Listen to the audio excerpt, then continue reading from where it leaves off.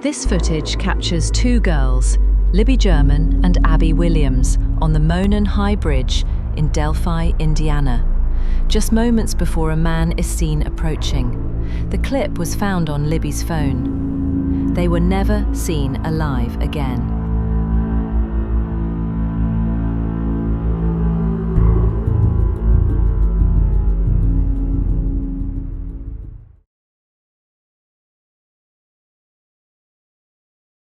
On the afternoon of February 13, 2017, 14-year-old Libby German and 13-year-old Abby Williams were dropped off by Libby's older sister, Kelsey, at the Monon High Bridge trail in Delphi, Indiana. It was a school day off, and the girls had decided to spend part of it hiking and taking photos along the popular trail, located in a wooded area just outside their small town. At around 2:07 p.m., Libby posted a photo of Abby walking across the old railway bridge on Snapchat. That was the last known image of either girl alive. They were supposed to be picked up by 3:15 p.m, but they never showed up. By 5:30 p.m, after calls went unanswered and searches turned up nothing, the girls were reported missing. That evening, local volunteers and law enforcement conducted a wide search of the area. Sitting outside his house as police went through it today with a warrant. Rich? Scott, this investigation here, search started 6 hours ago. There's no sign of it letting up soon. We have the FBI, state, and local police searching the house, the garage, the outbuildings, the field behind the outbuildings, even into the woods. This is just a few hundred yards away from where the girls' bodies were found.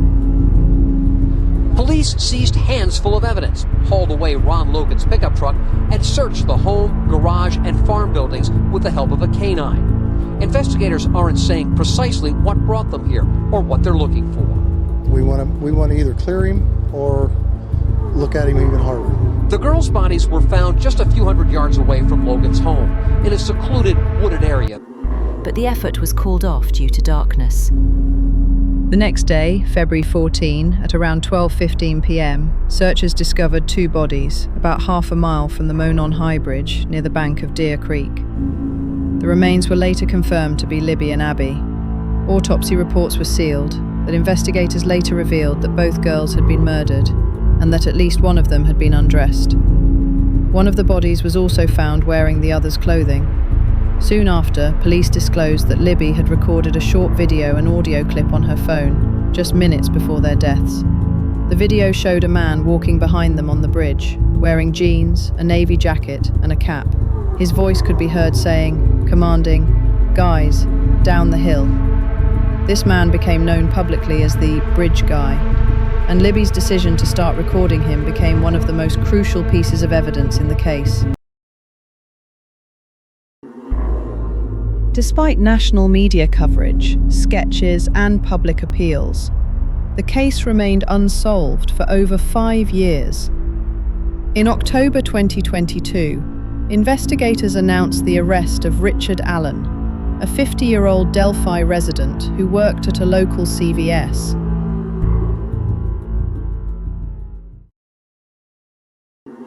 It was kind of a strange feeling that when they told us, hey, we've got somebody detained and we're going to make an arrest.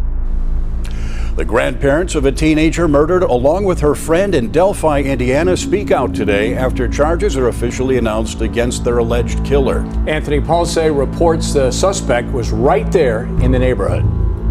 I am proud to report to you that today, actually last Friday, was the day. 5.5 long years after the infamous murders of 13-year-old Abigail Williams and 14-year-old Libby German on a hiking trail near Delphi, Indiana, authorities announced the arrest of 50-year-old Richard Allen, a Delphi man who worked at a local pharmacy. Unbelievable. Unbelievable.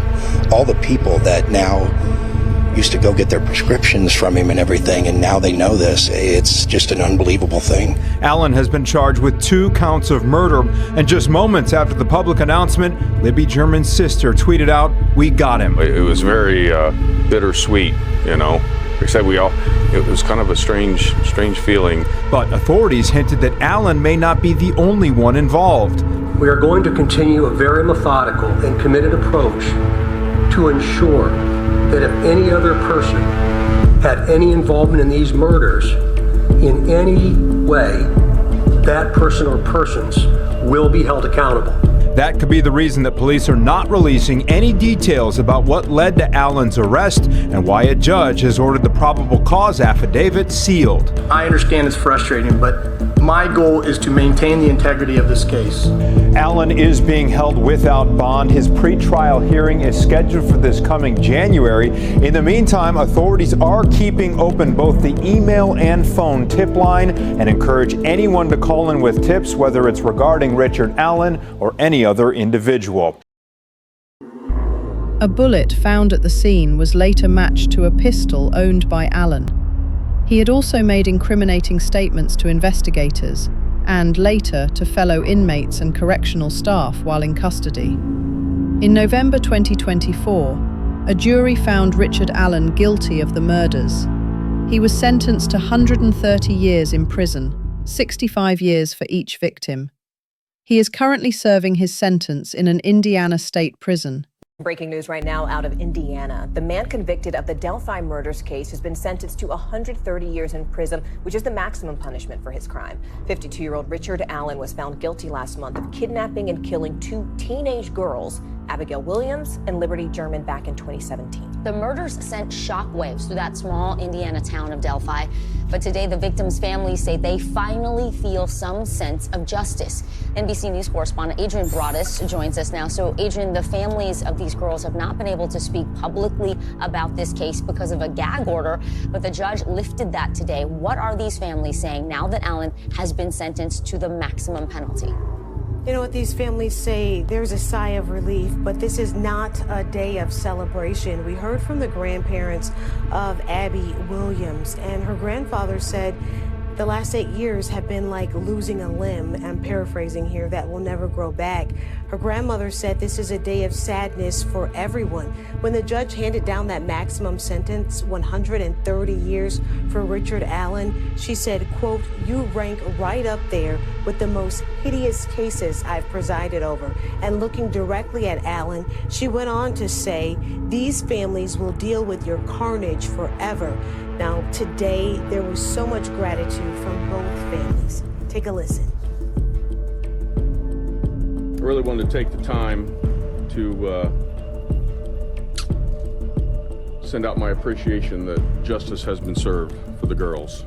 This community has embraced our families from day one and continues to lift us up and support us. And again, for that, I'll always be grateful.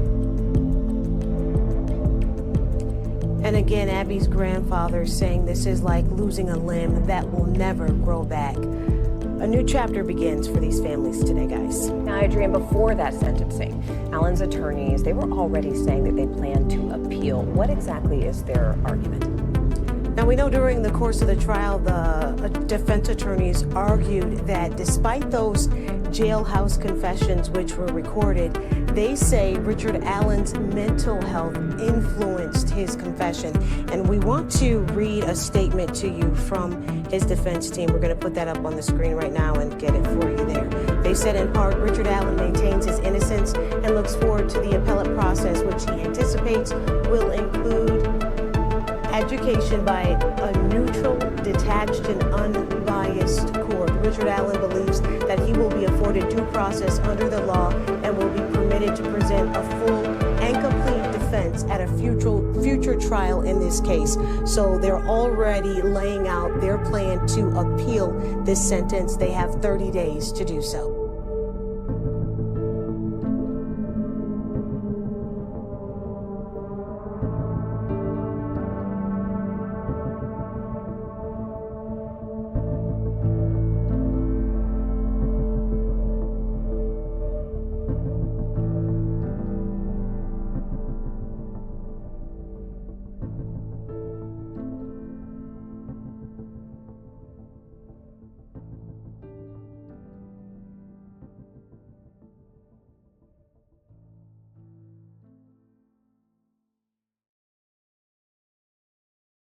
Let us know your thoughts in the comments below, and if you found this story important, please like, share and subscribe.